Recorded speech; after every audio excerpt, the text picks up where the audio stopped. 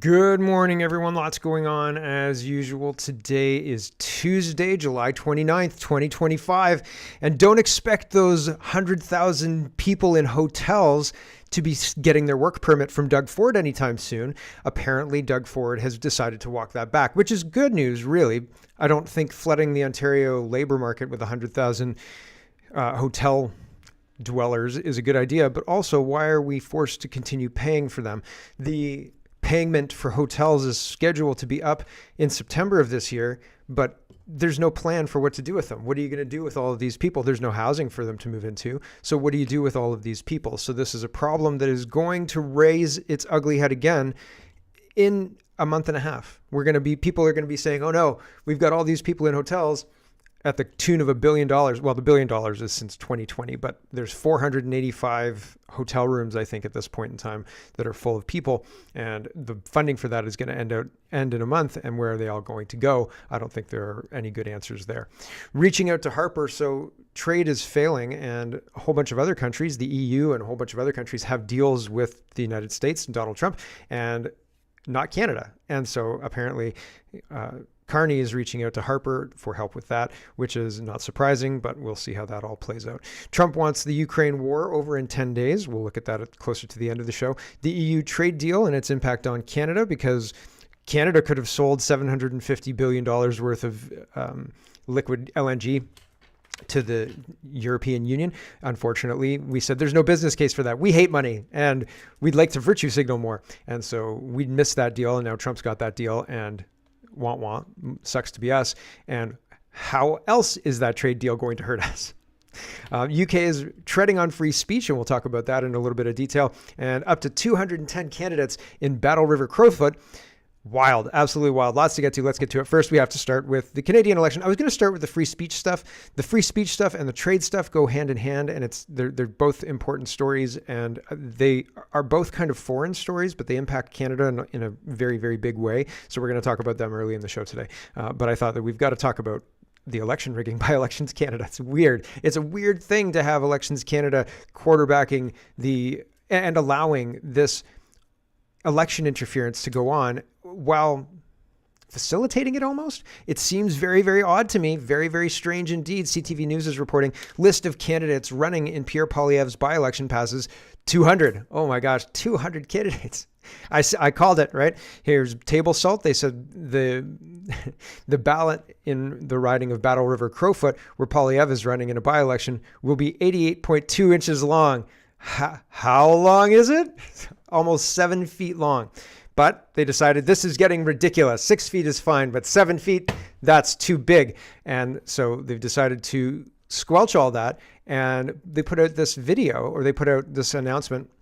No says Elections Canada announces write-in ballots for the by-election. As long as the elector's intention is clear, their vote will be counted, even if they misspell the candidate's names. That sounds okay, but not really. This is not the answer to this. According to Northern Perspective, apparently Elections Canada has the power to fix this, and they're just not. They could do something about this, but they're not doing anything about this. And there's been evidence that people are registering as candidates from overseas, people who are not living in Canada. I don't know if they've been approved, but that seems pretty wild as well. But here's what Elections Canada is saying. Higher than usual number of candidates on ballot in Battle River Crowfoot by-election. And they have this whole list of what they're doing, but essentially they're whittling it down so you have to write in the name.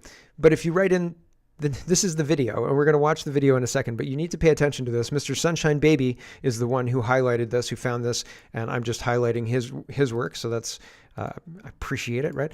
But it says, if an elector writes only the name of the political party, the vote will not count. So they're making a lot of, if you misspell the name of the person that you're voting for, that vote will count.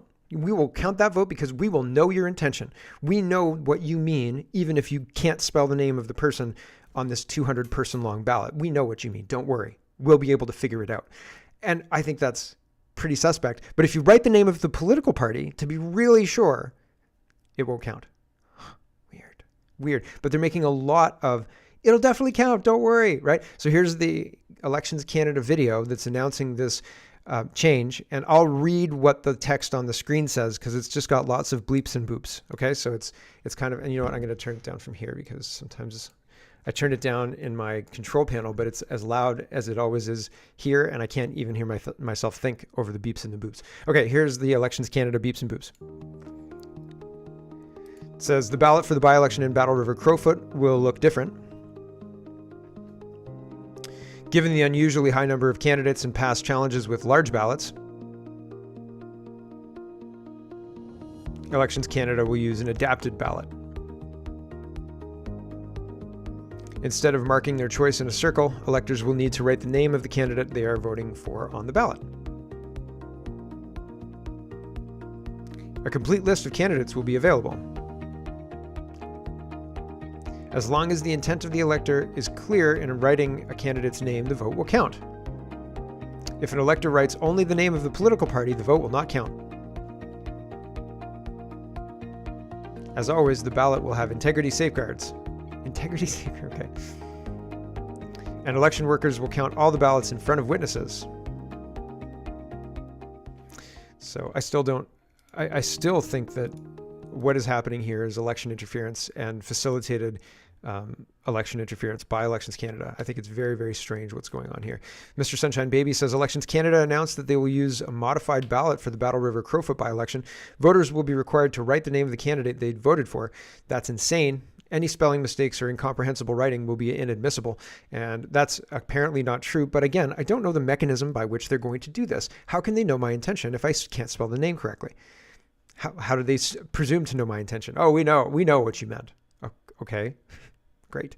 And the post got community noted, and it says Elections Canada Act states a spelling mistake does not spoil your ballot. An election officer shall not reject a special ballot for the sole reason that the elector has incorrectly written the name of a candidate if the ballot clearly indicates the elector's intent. And so Mr. Sunshine Baby has screenshotted the part of the video that I highlighted for you that says if an elector writes only the name of the political party, the vote will not count. And so it is not what they're making it seem like. They're misleading people in their push that, oh, your vote will definitely count. Elections Canada is sharing this in an X post. Elections Canada will use an adapted ballot for the election in Battle River Crowfoot. And Wayne says, why isn't Elections Canada investigating the longest ballot committee for operating as an unregistered political party? The majority of these candidates all have the same agent, just like a political party. Majority of these candidates all have the same ideological goal, just like a political party. These candidates all work with the same group of people. I think enjoy is wrong there, but these candidates all work with the same group of people, just like a political party. A political party is only allowed one candidate. Why is this being allowed to continue? Elections Canada has all the power it needs to stop this. I don't disagree. And so why are they using adapted ballots instead of shutting this crap down? Because they should be shutting this crap down and saying the integrity of your elections is being protected by Elections Canada. They're not doing that. And it's notable that they're not doing that. Here is somebody responding to the CBC News report on this, and it's the clown face meme. So, the white makeup goes on, 50 names on a ballot, the clown eyes and lipstick goes on, 100 names on the ballot, the wig goes on, 150 names on the ballot, and the clown is complete with the ballot is too long, please write the candidate's name, right? This is clown world personified. And if you think our electoral integrity is above board and you're comfortable with this system, do you want to come talk to me about it? Because I don't understand how you could think that at all at this point in time. I don't trust any of our institutions. I don't know how you could in this context. Holy smoke. Everything, like even Parks Canada looks compromised. It's wild. And I mean, in Ontario, Parks Canada is kind of benign. You get a job for the summer, you're watching people drive into the park and you're waving at them, right? Like the job is, it is not supposed to be corruptible, but seems corrupt. Sean, let's talk about Christian persecution in Canada. Sean says, how diverse do we need to be in order to get a permit to worship God in Winnipeg? Does anybody know? CBC News says, in diverse Central Park community, concerned about the U.S. Christian musicians concert could sow division. Division, not division. We don't want division here. Diversity is our strength, but not division. Division's not our strength. Sound division. That Christian's way too Christian for me. How dare he be here singing Christian songs, right? Like, come on, guys. The whole thing's wild. The Democracy Fund has stepped up to help with Sean and the church in Montreal that was targeted after Sean joined their worship on July 25th. That says, Montreal church fined for worship service. The Democracy Fund takes on the legal challenge. The Democracy Fund defends the church after police and protesters attempt to shut down Christian services attended by U.S. artist Sean F. President Trump was a total car crash for the Prime Minister. Everybody. Free speech. I don't know why I just decided to start speaking now. It's annoying when X does that. The Democracy Fund has stepped in to represent the church, the Montreal church at which the U.S.-based artist Sean worshipped on July 25th. The church was issued a ticket with a fine in the amount of $2,500 for engaging in Christian worship at a Friday service. Video shows police entering the church before or during the worship service. Later, protesters attempted to forcefully shut it down. Sean, a Christian musician and activist known for leading large outdoor worship events across the United States, was in Montreal as part of a Canadian visit. His presence drew criticism from local activist groups. Officials accused the church of violating municipal bylaws related to the event permits or zoning. However, no such regulations prohibit regular worship gatherings. The Democracy Fund litigator director Mark Joseph said freedom of religion is a fundamental freedom under Section 2A of the Charter. You do not need permission or a permit from the government to worship at a church in Canada. It's absurd to suggest otherwise, and it risks setting a dangerous precedent that will extend to all religions. Yeah, but it won't be enforced for all religions. It'll only be enforced for one religion. The Democracy Fund and its lawyers intend to fight this matter and are eager to respond to this obvious charter infringement in court. During the COVID-19 pandemic, the Democracy Fund represented many churches and pastors facing restrictions on worship. Legal fees are expected to be sizable in this case, but the Democracy Fund is committed to supporting religious freedom for all Canadians. We will need your help to defend the church. Please consider making a charitable donation. So there you go. And the process is the punishment, as is often the case, but in this case, paying the fine would be cheaper, but defending the freedoms is more important, right? And so that's very, very concerning. Jamil says, today I submitted a notice of motion to the Standing Committee on Canadian Heritage concerning recent attacks on the freedom to worship. We must protect religious freedoms in Canada. And he's got a letter here. It says, this is that the Standing Committee on Canadian Heritage recognized that protecting the freedom to worship without fear of violence or criminal intimidation is a fundamental part of Canadian heritage. Acknowledge that Canadians are right to be disturbed by the attacks on the church in Montreal on July 25th. Acknowledge that religious communities in Canada have faced increasing violence and criminal intimidation since 2021, including over 100 churches being burned down or desecrated, Hindu temples being targeted by violent protesters, Jewish schools and synagogues targeted by firebombings and shootings, and mosques targeted by assaults and vandalism, and recognize that additional legal protections and security measures are required to prevent criminals from targeting religious communities and attacking the freedom to worship in Canada. The committee undertakes a study on threats to freedom of worship without fear of violence or criminal intimidation in Canada since 2021, specifically consider the impact of bubble zone laws for places of worship. See, all this stuff is great, but it never actually applies to Christian churches, which is concerning, right? Let's talk about free speech in England. And Carl says, I wonder if it's that they truly believe in the power of the state and think that everyone will eventually just capitulate to it. I think that they probably do. He's responding to this person talking about the Online Safety Act. Labour, which is the Liberal Party in Canada, in the United Kingdom, is inevitably going to repeal the Online Safety Act when Apple, WhatsApp, etc. stop serving the United Kingdom like they have promised to do. So why is Labour backing themselves into a corner by insisting only pedophiles oppose the law? How are they this bad at horizon scanning? Yeah, they're pretty bad at horizon scanning, and it's interesting what's going on with this Online Safety Act. They're targeting free speech and quite a lot. And Keir Starmer is kind of panicking. And the people who are doing this interview, I've got an interview with them talking about how satisfying this interview was because Keir Starmer is scrambling a lot. Here we go. What's important to free speech today? Well, free speech is very important. I don't know if you're referring to any place in particular. Perhaps they are, but we've had free speech for a very, very long time here, so we're very proud about that. What's important to free speech today? Free speech, right? Oh, we've had free speech for a very long time, and we're trying to crush it as much as humanly possible. Chris says, we've had free speech for a long time, so we're very proud of that. He panicked because he knows he's lying. The UK knows he's lying. America knows he's lying. Even his wife knows he's lying. Who is he fooling? Nobody. Absolutely nobody. Peter says the Online Safeties Act prohibits all criticism of illegal immigration, and it says the kinds of illegal content and activity that platforms need to protect users from are set out in the act, and this includes content relating to illegal immigration and people smuggling. Wild. Absolutely wild. Why? What? What is going on there, right? So you're not allowed to criticize illegal immigration and people smuggling, or talk about people smuggling in a way that the government doesn't like. Here is this guy, and this is a little bit long, but they're talking about, I think it's important, they're talking about the Online Harms Act and how it's going to impact, and that they need to do something, otherwise this is going to be enshrined.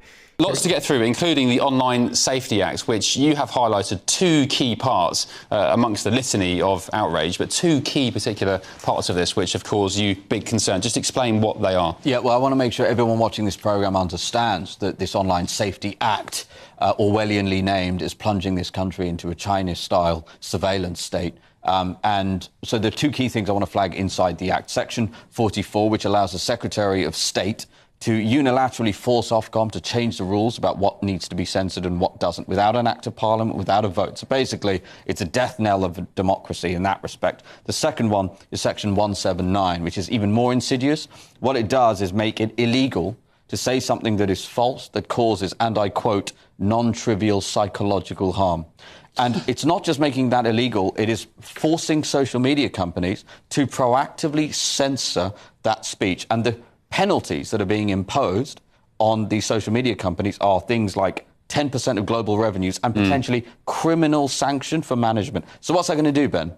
It's going to create an incentive structure for social media companies to over-censor, because that's the rational thing to do if you're trying to protect shareholder value. And we've already seen in the less than 48, I think 36 hours since this thing has come into force, we've seen protests against migrant hotels in Leeds being actively censored on X, by the way. And X is, thanks to Elon, supposed to be the last bastion of free speech. And we're seeing tweets which criticise immigration being censored. And now the Telegraph reported last night the Prime Minister has brought about a quote, and I quote, an elite police force not to protect British people from illegal migrants and the crime they're committing, but to monitor anti-migrant activity. We are slipping into a world which would frankly make Xi Jinping blush. Two really... Right. And so they talk at the end there about how they have to fight it. And so maybe. How? It's already in. And censorship, oops, this guy admits that the Online Harms Act is going to capture adults in its censorship. Online safety bill, if it's just about children, is it just about children, or does it focus on adults? That should be an elite squad? Barry, does it just focus... To protect 13-year-old I'm sorry, girls? the elite squad is not about children, actually. Shall I read you the thing? An elite squad of police officers is to monitor social media for anti-migrant sentiment. I don't think 13-year-olds are engaging that. So is it also to monitor adults? Simple question, yes or no? Yes, of course it will. Okay, there we go. Yes, of course. Well, of course. That was always the intention. Next question. Queen Bee says this is their new Fabian spin. Anyone who opposes the curtailment of freedom likes to sleep with children. BBC Breakfast say, well, here's part of it. Here we go. Verifying your age keeps a child safe, keeps children safe in our country. So let's just not try and find a way round. Just prove your age, make the internet safer for children, make it a better experience for everyone. That's surely what we should aspire to in this country. And I say to people like Nigel Farage, who want to turn the clock back and want to just overturn these regulations, every time he does this and says it, he makes children more exposed, more susceptible to dangerous content. He makes them more vulnerable, just like they were in days gone by and years gone by. And we, as a government, simply will not allow that to happen. So the Online Harms Act in England is being excused away by saying this is protection for children. How dare you? How dare you oppose protection for children, right? Won't somebody think about the children? But it's false, and they're using it to browbeat people into submission. It's not actually true in the strictest sense. Here is this guy, and he says, well, I think he makes a good point. Here's his point. We've been fighting all these wars, year after year, to protect our freedoms. How is it that we've lost so many freedoms? America has as many surveillance cameras per person as communist China. Police departments from New York to LA are combining these cameras with facial recognition technology to track everyone. Even your car tire sensors allow you to be tracked. Your data is also being sold to the police and the federal government. A product called Fog Reveal allows police to create what are called patterns of life on a person and to possibly track them without a warrant. The government is also continuing to use a backdoor in the Foreign Intelligence Surveillance Act, or FISA, to spy on Americans. All these things, they're utter bullshit. And the public servants, they don't give a damn about the people they serve. Truth. Absolute truth. And so, I mean, people, I don't know if people see it, right? But this guy says, politics is the vehicle for producing a compelling series of events to logically explain to the public the ever-increasing presence of a one-world government, which has already existed for decades. Follow the tech, follow the military-industrial complex, follow the contracts, follow the white papers. Following politics will always keep you right where they want you, 20 years behind schedule. And so I look at what he's talking about, and it's unbelievable. Like, it's so unbelievable that I often hint at it in the show here because I do look at these things that he's talking about. It's so unbelievable that you almost wouldn't believe it, except that, I mean, I almost don't believe what's happening now. And I can't believe that more people aren't upset about it. It's incredible. It's incredible, honestly. And here's the last thing. Sean says, U.S. aid goes bye-bye, and so does Colbert, The View, Media Matters, and the DNC. That's a real live house of cards, ladies and gents. And Rochelle says, we were paying taxes to operate the propaganda wing of the radical leftists.